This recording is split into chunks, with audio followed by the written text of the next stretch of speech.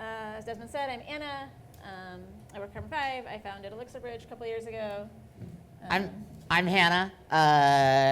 Our names rhyme, so get used to it. And I also work at Carbon 5. We work at the same place. That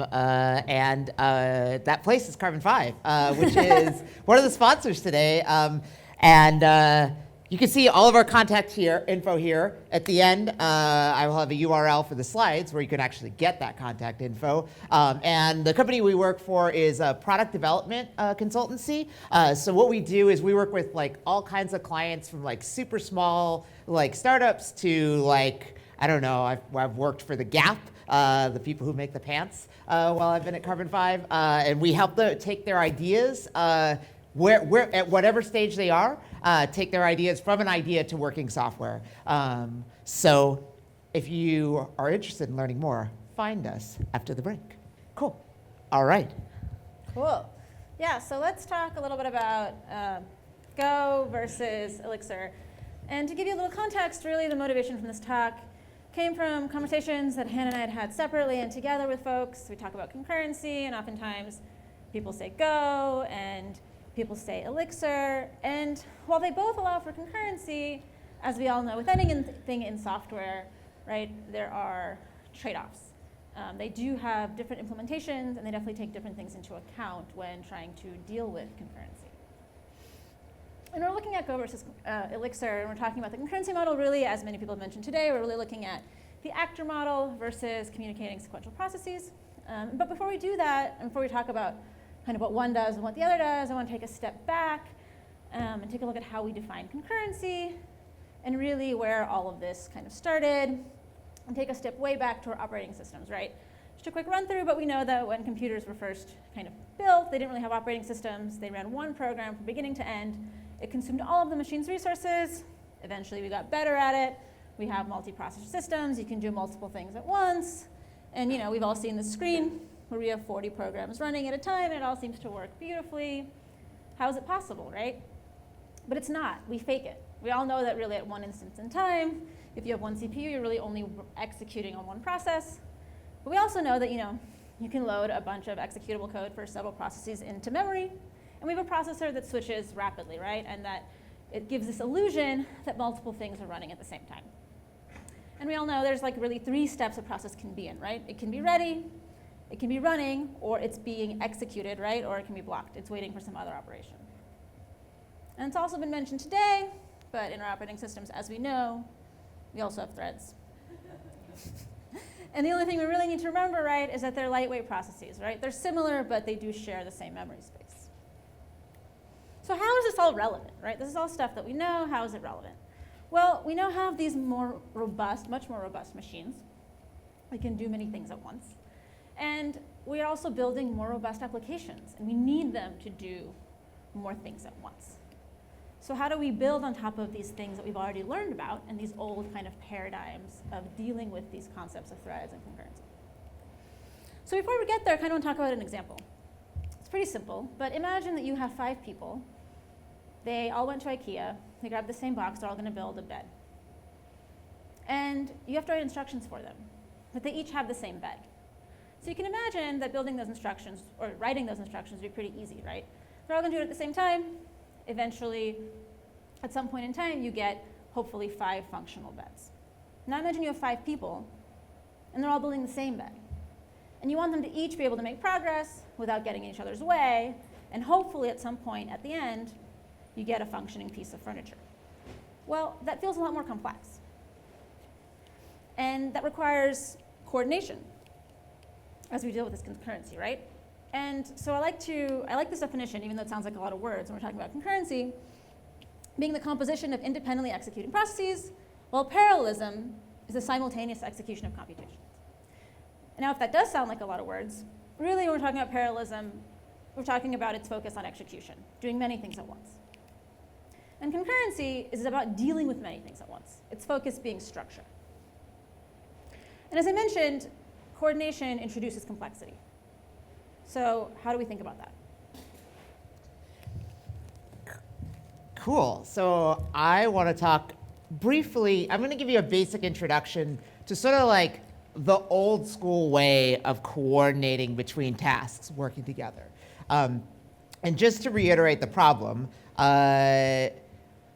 the reason you need coordination, this is an image from NCIS of how you can get stuff done really quickly, right?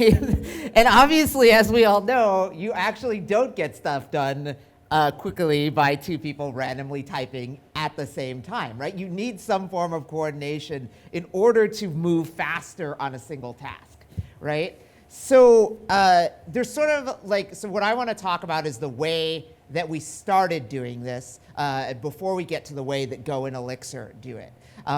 So the original way to coordinate between work is with threads. Threads are this built-in concept that is provided to you by the operating system, and it's like a lightweight process, except you can share memory, right? So because you're sharing memory, you have access to the same data structures. And so essentially the way to coordinate with threads is to mutate on a common shared data structure, right? So if we both have a list and I do one thing to the list, you can see what I did to the list, and then if you and I are two threads, if you do something, I can see what you did, and then if I do something, you can see what I did. So you coordinate by sharing data. Now that obviously presents some problems because we don't want to overwrite each other's work. So often you'll use various sort of like locking mechanisms to serialize access to these common data structures. The most common are called mutexes. There's a few others, semaphores, and various other constructs. But basically, we are working on the same data and then indirectly communicating by working on that data, right?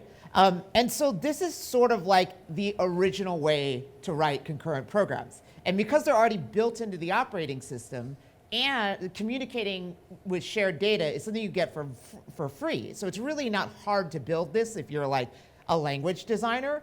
And as a result, the vast majority of programming languages basically support this threaded programming model for doing concurrency, right? And it works great as a starting point, right? The problem with it is that, like many things that are very simple at the beginning, like it does not scale well.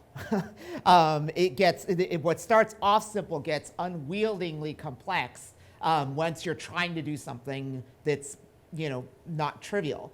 And the challenges are, right, first of all, like, I don't feel like I have to like justify this one, right? Like, you're basically everything you do is with shared mutable state. And I don't have to justify this in an Elixir conference, right? Because this is like a bunch of people who are like, mutable state, who would ever do that? So yeah, that, we obviously know that raises problems. There's another problem, which is like, because you're going to need to use these locking mechanisms to make sure you're not both writing at once. Well, locking mechanisms present a pitfall because they're manually operated in most cases. So if I lock access to a data structure, do my thing, and then, oh, I just forgot to unlock. Well, guess what? My whole program is locked because no one can get at the data structure that they're trying to get to, right? But generally, the biggest issue is that just complexity grows exponentially. Essentially, a simple thing is really simple with threads, but a complex thing is really, really complex, and it just gets more complex the more threads and the more things you're trying to do at once, and the more complex the task is. So for the rest of the talk, we're basically going to be looking at these two alternative models for how to coordinate. We're going to be looking at Elixir, and then we're going to be looking at Go. So we'll go ahead and get started with Anna talking about Elixir solutions. So we are at an Elixir conference. So we're going to talk about the actor model. No surprise. Most of you know this, but it was invented in 1973 by Carl HEWITT. Fun fact, ERLANG was created in 1986, and the creators of ERLANG were actually not aware of the actor model when they were writing ERLANG. Which I think speaks to the promise of the design pattern. But essentially, we know this. A lot of this is going to be repetition because we're at an Elixir conference, but we're kind of setting the stage and really looking at the specific and like nuanced trade-offs between the two. But we're talking about a conceptual model to deal with concurrent computation and defining some general rules for how the system's components should behave and interact with each other, right? And so if we look at this as an example of the actor model, right, we know what's going on here. Each of these little circles is a process. Each of them has a mailbox and can manage its own internal state, right? And in Elixir ERLANG land, right, these processes are completely isolated. They communicate by sending messages directly to each other. As Miriam mentioned, they each have a unique address, so we can send messages locally or we can send messages in a distributed way. But they never share memory, right? One process cannot directly affect the state of another process. And I also like, I don't know why I like this quote, it resonated with me, one ant is no ant. Actors cannot survive alone, right? They come in systems. Everything in this system is an actor. But because they all have unique addresses, as they're communicating, it makes it really easy for them to communicate with each other. And if we look at this example again, we know that messages are sent asynchronously, right? And when an actor receives a message, it can do one of three things when we really break it down, right? It can create more actors, it can send messages to other actors, or it can designate what to do with that message, right? And essentially update its internal state, right, to deal with the next message that it receives. And as we know, right, actors send messages asynchronously, but when they receive them in their mailbox, they'll process them, right, in a queue. So the things to keep in mind about processes, again, most of this is review for us, but that they're not operating system processes. They're super lightweight. They're isolated. They don't share memory. And that they have a unique ID, right? It's easy for us to communicate with them. The interesting thing, I think, about the actor model is that it's physically based. It was built to model real-world constraints of physical systems, as we know. Or the actor model in ERLANG, I should say, not the actor model itself.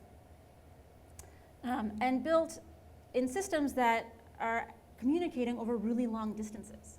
So when we think about some of the functionality that we get to leverage out of the box when we're talking about ERLANG or Elixir, this is the problem, or this, that this particular language is trying to solve, and so it necessitated this functionality.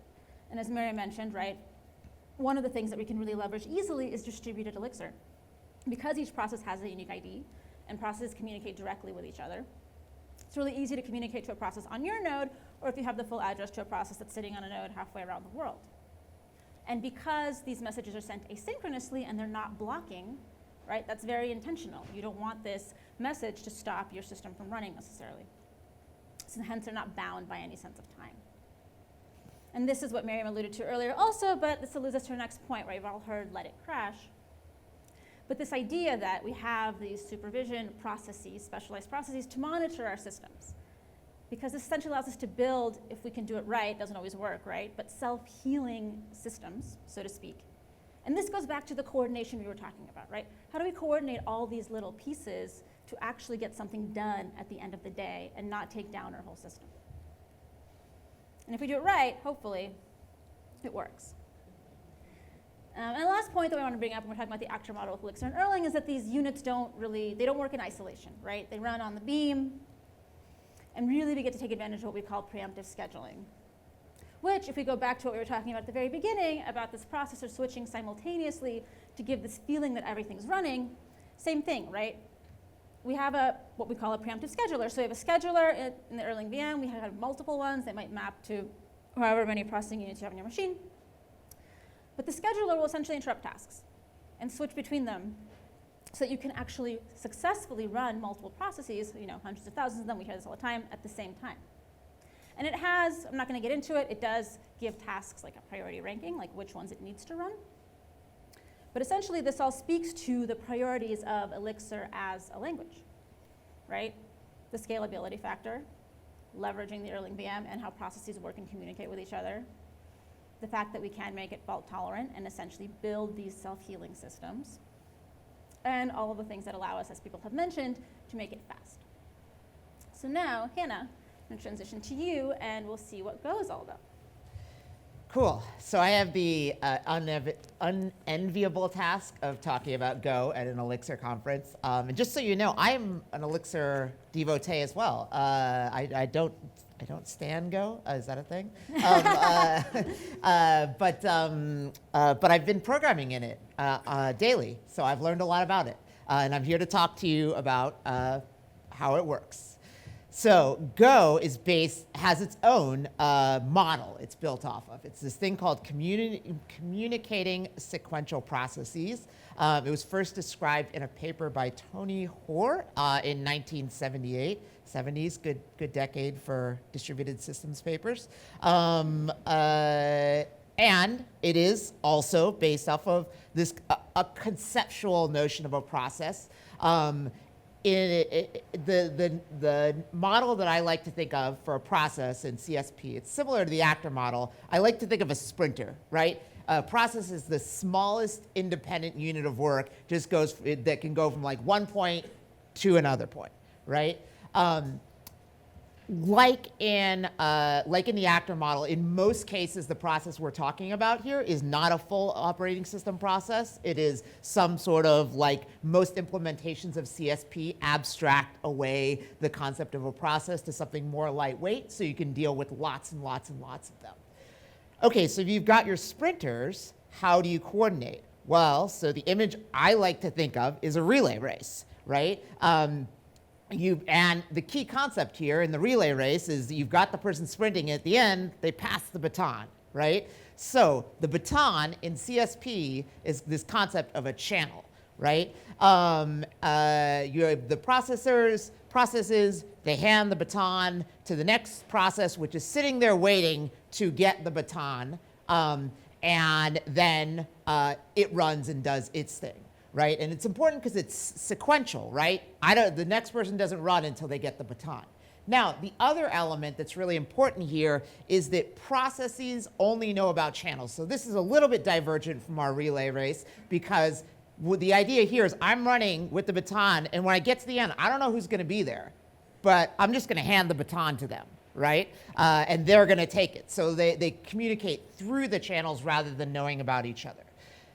The last concept, which is really important in CSP, is this concept of choice, right? And this is going to be, we're going to now be in an increasingly abstract relay race. But let's say, so now now I am the runner waiting for the baton, right? But actually, more than one runner might show up. Somebody might show up holding like the gold baton, and somebody might show up holding the silver baton. And if I get the gold baton, I'm going to run one way, and if I get the silver baton, I'm going to run another way. Okay, I think we've stretched this metaphor as far as it can go. I feel like we need to look at some actual code. So we're going to look at some Go. I'm going to show you guys some Go code throughout my part of the presentation, and I would just encourage you to suspend your disbelief around syntax and other stuff like that. So we're going to look at a really basic program here. Our goal here is our main process is going to spin off two other processes, right? One of those processes is going to put a message in a channel, and the other process is going to read it from the channel, and it's going to write it to standard out. And then both of those processes are going to send a message to the main process to let the main process know that they are done, so that it can terminate, right? Okay, so let's look at that. So this is our read function, pretty straightforward. It takes in an incoming channel, which you can see the channels in Go are typed. Go is a statically typed language. So it's going to be reading from this channel and then notifying the parent that it is done. Don't get too sort of stuck on the empty struct type for the done channel. That's just a convention you use when you don't really need to send data, you just need to notify. So that's our read function. Our write function, relatively similar, gets an outgoing channel, puts a message in it, and just tells the parent it's done. And then this is our main function. So let's step through this, right? First thing you got to do is actually allocate your channels. Go is not a high-level language. You do have to make some things. You don't have to clean them up, fortunately, because it is garbage collected. But yeah, so we're going to make our channels, and then we are going to kick off some things in parallel. So Go is really interesting. The way you make a function into a parallel thing is you put the word Go in front of it. And that turns it into something called a Go routine, which is Go's equivalent of a CSP process. Now, we are not going to, so I'm going to start using the word go routine instead of process going forward, because in a bit I'll tell you why they're a little bit different. Anyway, here we are kicking off two go routines, one to do the read and one to do the write. And we kick off the read first just to prove to you that it's running in parallel, right? And so they're now running, and one's going to write one message to the channel, the write's going to write to the channel, and the read's going to read from it, and it's going to print it out, and then they're both going to send to the done channel. So now we need to pause till they're both done. And the way we do that is our main process reads from the done channel twice to know that they have both terminated. And then I put this like output at the bottom. Basically, if I didn't have those reads from the done channel, I would have no guarantee that that last output would output below the write that comes from the routine reading from the channel. Anyway, yeah. So it's interesting. You can see kind of like how this works a little bit, right? Because all of the reads and writes are synchronous, you can use these channels to pretty precisely coordinate parallel work, right? In a way that's almost a little more fine-grained than with the actor model. So that's the basic concept. I do want to show you one more concept, which is this how Go does that idea of choice, right? So we're going to look at that implementation, and we're going to look at a scenario that's pretty common if you've ever done like UI programming, right? You've got two parallel blocking operations, right? You're waiting to finish. In this case, you have one, you're basically like waiting for a blocking operation reading user input, and then meanwhile you're waiting for a blocking operation that is waiting for a network response, right? You can imagine this is a pretty common scenario, right? So here we have two channels that are representing what's going to come through on these blocking operations, right? We've got a user input channel and a network response channel, right? And these are going to be our blocking operations. I'm not going to write the real version because this is a demo. We're not trying to actually implement real user input and network requests. So essentially all these are like delayed functions that will write to the channel with whatever we give them after a random amount of time. But we won't know what. Here's the actual implementation of that. I'm not going to get into the details.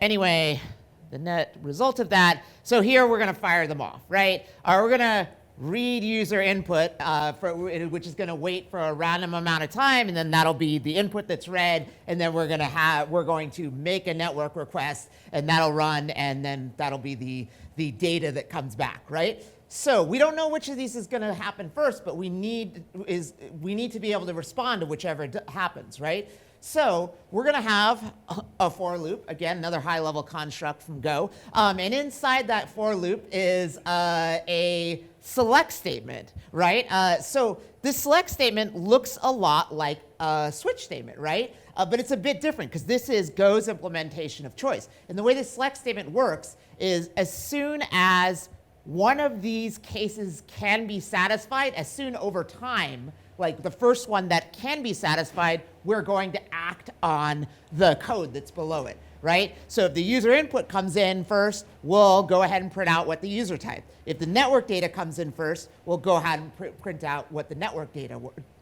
printed. Here we're just going to run it twice so we get both results, but in real world, this would probably be an infinite for loop with some sort of quit condition in it. So that's choice. And that basically covers the basics of CSP and Go. And now we're going to look at a few ways that the Go's implementation of CSP is a bit funky. And this is going to be really fun to do at this conference and not if we ever do this at a Go conference, because here's where I get to talk a little bit of smack. So I don't know, whatever, yeah. OK, so let's look at what a Go routine is. So the Go docs define it as a lightweight thread managed by the Go runtime, right? So there's an interesting word in there, which is thread. And what do we know about threads? Threads tend to share memory with each other. Well, awesome. Go routines share memory. Like, we can write to the same data structures in different Go routines, which are like, oh my God, but there's so many benefits of isolation. OK, well, it doesn't stop there.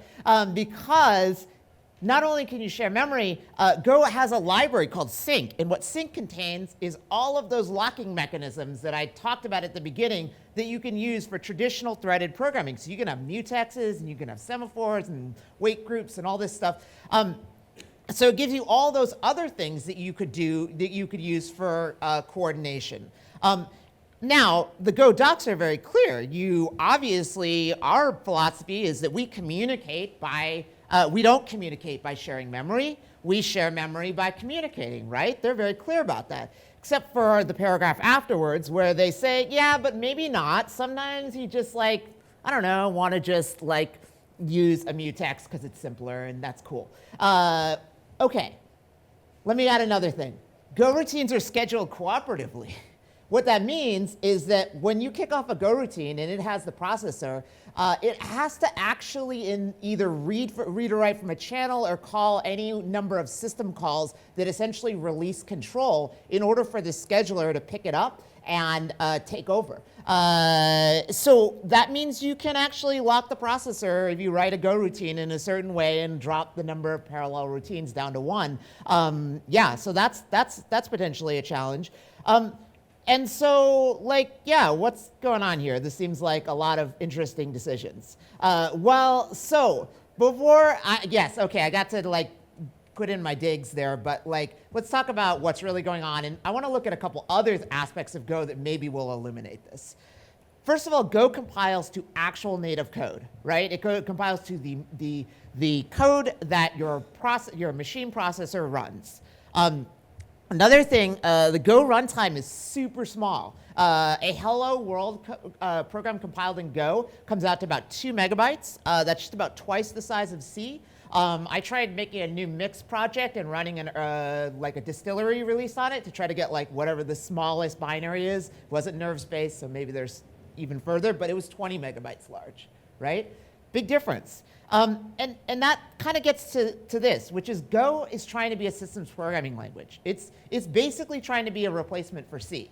There are certain things that it maybe wouldn't replace, like an operating system, because it has garbage collection. It's pretty hard to write an operating system with a language that does that. But the main thing it's trying to do is take the wide range of use cases that you might use a systems level programming language for and make it a little bit easier in a programming language that has a lot better concurrency support. Yeah, so if you look at Go in sum, its priorities are basically to make it easy to pick up quickly for systems level programmers who might be familiar with threads, for example. Its second priority is to be very fast, right? And so it's going to not make decisions that maybe would add overhead. And the other thing is that it's basically providing you this suite of tools that you can use to program almost anything. So that's a bit about Go. Now we're going to look at these two models in comparison. Yeah, so we're going to take a look at these different models that we've talked about and hopefully bridge some of these gaps. So if we look at CSP and actor model similarities, first of all, I think it needs to be said that how much more similar these models are than they are different, at least when it comes to compared to traditional threaded programming. Both Go and Elixir manage their own concurrent code, right? They both have an abstract concept of executing a piece of code apart from the operating system. And this means that you don't have to spend a ton of time thinking about scheduling the pieces of code to run or worry about a whole lot about memory implications spinning up thousands of processes, Elixir processes, or Go routines. And moreover, while Go is certainly less rigid in its implementation, both CSP and the actor model emphasize message passing, so sharing data by communicating, kind of as a basic primitive for synchronization. And I mean, I think in my opinion, and Hannah mentioned in her opinion, even though she's doing a lot of Go right now, message passing is just better.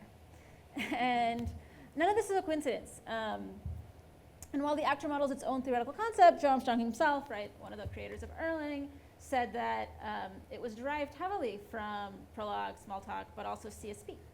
So there's that.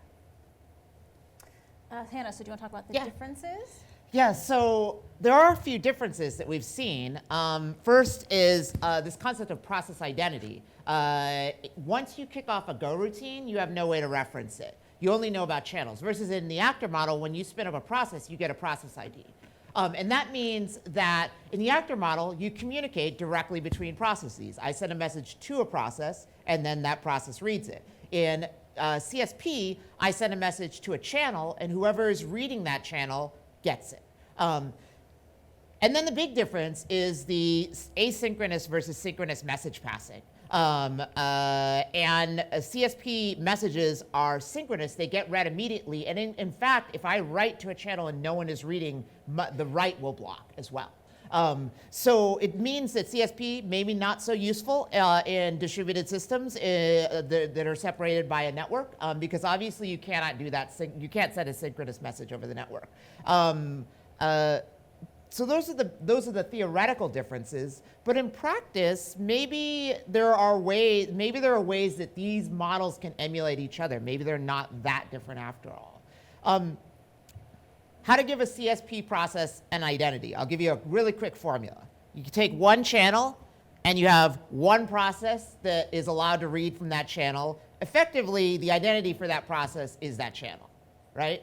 How about passing CSP messages asynchronously, right? What you need to do, if you want to build an asynchronous message pass with CSP, you build a message queue process, right? And essentially, that message queue is going to have one channel. You can send a message to the queue, and you'll have another channel that you can read a message from the queue. And basically, the queue will just be responsible for taking the messages sent in, adding them to like a buffer, and then pulling off the buffer when someone reads from them, right? And you can get an asynchronous functionality. You can get asynchronous functionality that way. Essentially, you get asynchronous message passing. Similarly, that's an article on the internet that you can read if you want to figure out the actual internals of how this works. But I want to take all this together and show you a pattern that I actually use in real programming. Again, I'm an Elixir programmer, but I write Go, and I have this pattern that I've developed for vaguely writing gen servers in Go. And the things that I like about gen servers are isolation of state, the ability to pass messages to gen servers and get a response, the ability to pattern match on different types of messages. And then, I like the nice APIs in Elixir's particular variant of gen servers where you have the client API and then the server implementation. So this is what I do. We're going to build a mock gen server in Go, and all this thing does is run a counter process, right? Not the most complicated thing. We're going to be able to send a message incrementing the counter, send a message decrementing the counter, and we're going to be able to have an API for getting the value of the counter, right? Sorry, wrong one. So here's our counter. It's basically got a single message queue. We're calling it counter messages. And it has an internal value. And I isolate the state by putting a comment that says, do not touch this. So what's our message look like? Well, so we actually need to send different messages, but we want to send them on a single channel. So our message is just going to be this Go concept called an interface. And all this means is it's going to be some kind of object that has a handle method that takes in the counter struct, right? We don't know there'll be various implementations of this. Here's how I'm going to usually have a method for firing off this process. To provide a vague form of supervision, I'm going to have a done channel that comes in. Go doesn't otherwise have any constructs for supervision. And then I'm going to have an initial value. And what you can see this is doing, it's allocating the channel and setting the initial value. Now there's that extra number at the end of the counter messages channel. Because I don't want to write a whole unbounded queue, Go provides this little add-on where you can do a buffered channel, which means I can send this 16 messages before it blocks. Usually that's going to be enough to keep the flow going. And I'm going to fire up our actual process, which is just called a run. And then I'm going to return our counter, right? And then, oops, sorry. Okay. And then here's one of our API methods that we can call an increment method, right? And you can see that this is this would be the equivalent of a cast. We're going to just send a message in that's an increment message type, right? We'll get into how those work in a moment. Similarly with decrement.